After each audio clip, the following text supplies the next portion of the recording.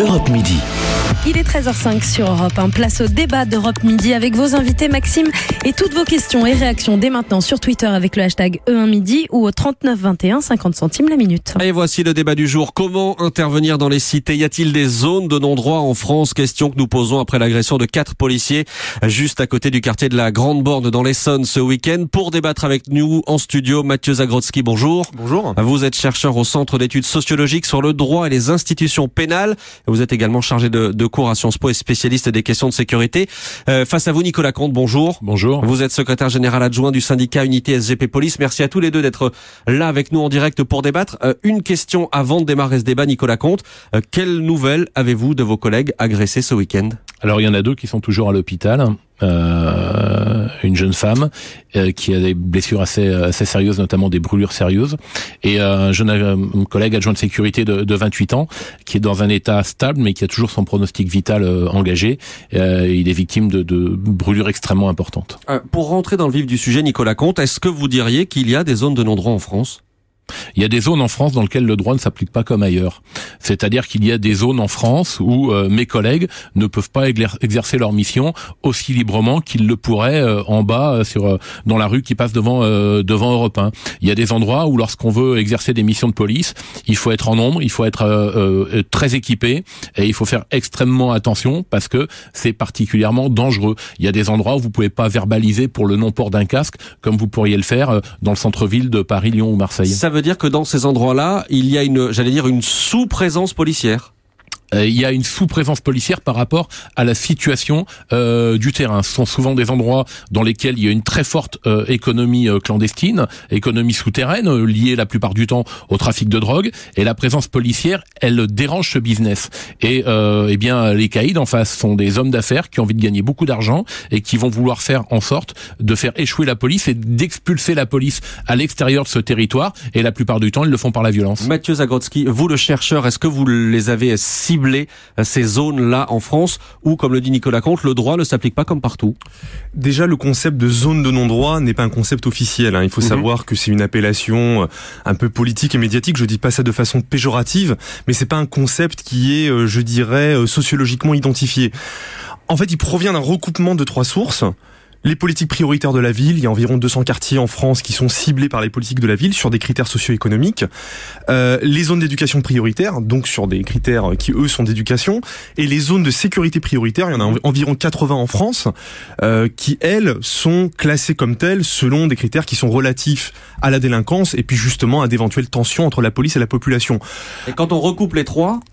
ça forme des zones où le droit ne s'applique pas comme ailleurs. Il y en a, alors certaines sources disent qu'il y a une grosse 60aine de quartiers comme ça en France où je dirais tout ceci se recoupe. Et d'ailleurs, si on prend les zones de sécurité prioritaire, elles sont quasiment toutes situées dans des zones urbaines sensibles, dans leur quasi-totalité. Pour revenir à ce qui s'est passé ce week-end, Nicolas Comte, vos collègues ont été agressés alors qu'ils surveillaient, entre guillemets, une caméra de vidéosurveillance. Ça paraît surréaliste comme scène. Mais vous avez raison, c'est surréaliste. Le fait qu'on ait des collègues aussi grièvement blessés pour une mission pareille, ça a de quoi mettre en colère. C'est-à-dire qu'on est sur un lieu dans lequel il y a un problème qui est réel, des agressions d'automobilistes, une économie souterraine, des bandes mafieuses qui veulent éviter toute implantation de structures officielles et évidemment de la police. Donc il y a une caméra qui est mise là pour sécuriser le périmètre, et on met en place des policiers qui ont pour mission de surveiller cette caméra, alors même qu'une caméra, elle doit soulager logiquement la présence policière. Mais avec ce qui s'est passé, il va falloir mettre des policiers pour surveiller les policiers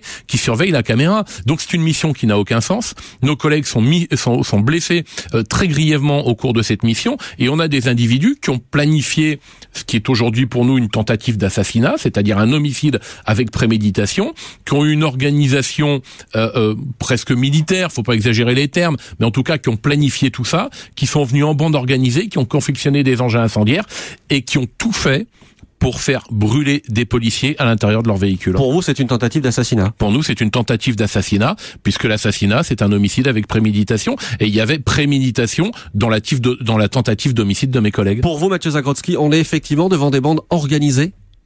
Dans ce cas-là, oui. Enfin, le quartier, il est connu pour ça, pour des vols à la portière, pour des trafics. Et on voit bien que là, le but, c'est d'expulser, comme vous l'avez dit, les policiers de cette zone et parce que la caméra également les gêne, parce que ça gêne cette activité. Et d'une certaine façon, tout ceci pose la question des tâches policières, parce que cela vient d'être dit, on a positionné des policiers pour protéger une caméra. Dans un contexte, on positionne déjà des policiers à travers la France en statique, devant des écoles, devant des rédactions comme la vôtre, enfin dans différents endroits. Et il y a un moment où le nombre d'heures supplémentaires accumulées est tel que on peut parler de sur-régime dans la police. Alors par rapport aux tâches qui sont données aux policiers, il y a un candidat à la primaire à gauche qui pose un problème sur la table ce matin, c'est Benoît Hamon qui dit mais la solution c'est la légalisation du cannabis. Nicolas Comte. Vous savez, la légalisation du cannabis, à mon sens, c'est une fausse bonne idée. C'est-à-dire que aujourd'hui, le cannabis, en grande partie, alimente les économies parallèles, mais les gens qui vivent sur des modes criminels, si jamais ils trafiquent plus de cannabis, ils trafiqueront autre chose. Donc, si demain il y a un trafic qui est déjà important, qui est le trafic de cocaïne, on applique la même méthode. Ça veut dire que pour faire disparaître le problème du trafic de cocaïne, on va la légaliser. Et puis, d'autre part, le cannabis aujourd'hui sur les produits qui circulent, c'est une substance qui est particulièrement dangereuse, et je suis pas persuadé que ce soit un service à rendre à la société que de légaliser quelque chose qui est dangereux. C'est la fausse bonne idée, alors je sais pas s'il faut le dire comme ça d'ailleurs, Mathieu Zagrodzki, la légalisation du cannabis. Le débat sur la légalisation du cannabis, c'est une chose. Est-ce que ça va avoir un impact positif sur le travail policier ? Je ne sais pas. Parce qu'il faut distinguer deux choses. La première chose, ce sont les trafics. Ça relève de la police judiciaire, d'enquêteurs spécialisés, qui sont pas ceux que vous trouvez sur le terrain, sur la voie publique, en uniforme, dans les quartiers. D'accord ?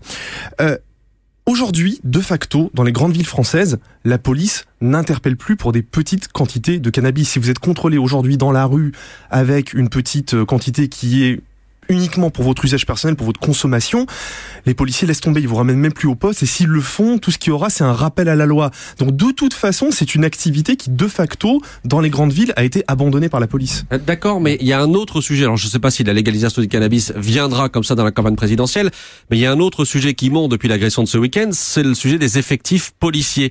Est-ce que vous, encore une fois, le chercheur Mathieu Zagrodzki, vous pouvez nous aider à y voir plus clair sur qui a réduit les effectifs de police? Est-ce que c'était déjà le cas sous Nicolas Sarkozy? Est-ce que François Hollande a rétabli la barre comme il le dit, ou pas du tout? Pour faire très simple, parce qu'on est dans un domaine controversé. Et on aura l'avis de Nicolas Comte aussi juste après. Avec à coup de rapports de la Cour des comptes, de chiffres. Sur la première phase, je dirais, de la décennie Sarkozy, entre 2002 et 2007, les effectifs augmentent.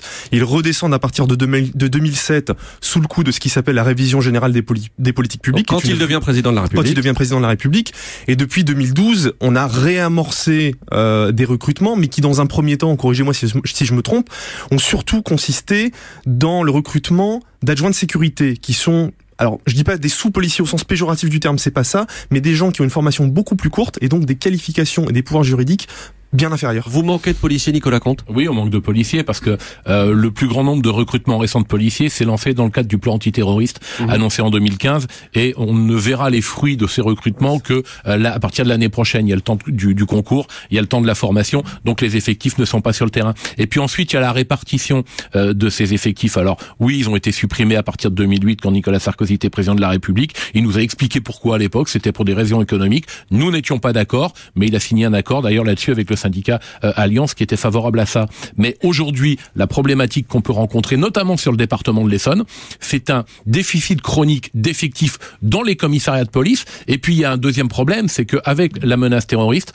on a beaucoup réorienté des effectifs sur les missions Vigipirate ou sur le département de l'Essonne, sur de la protection de domicile de personnes menacées. Et ce sont des effectifs des commissariats qui font ça. Donc forcément, pour intervenir sur les quartiers les plus difficiles, eh bien, il y a des sous-effectifs. Et quand mes collègues dans ces quartiers-là sont en sous-effectifs, ils sont en danger. Merci Nicolas Comte, secrétaire général adjoint du syndicat Unité SGP Police.